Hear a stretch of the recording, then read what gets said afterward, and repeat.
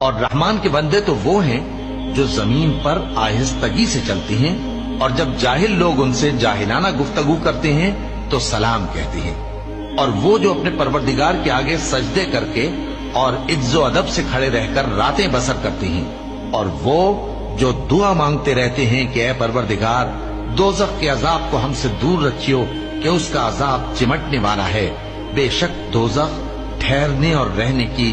بہت بری جگہ ہے۔ اور رحمان کے بندے تو وہ ہیں